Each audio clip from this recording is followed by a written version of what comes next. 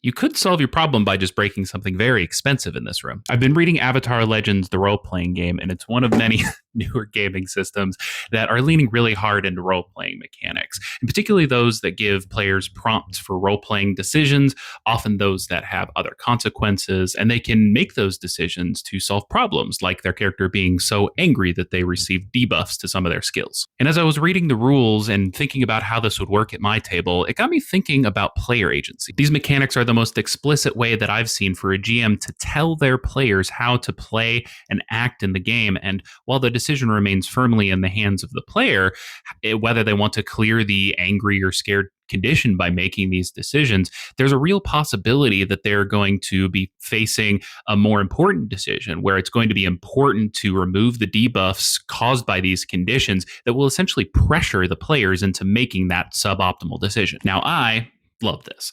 I love role playing, and I would love nothing more than to be given additional prompts on how to play my character in a moment of distress or when they're otherwise experiencing particularly strong emotions. But I can also see where this might be scary or distressing for players who come from systems like D&D and Pathfinder exclusively, where role-playing prompts are basically non-existent, beyond maybe role-playing that you're a little bit scared because of the frightened condition, or making some different decisions based on what's in your character's ideals, bonds, or flaws. So yeah, a lot of context there, but it essentially boils down to something that I'm sure you already know, which is that you should have a session 0 to talk with the players at the table about the kind of game that you want to play. I'm still reading the rules and researching how other people are using this system as I make this video. So if you have any more questions or are interested in learning more about this system, drop me a comment.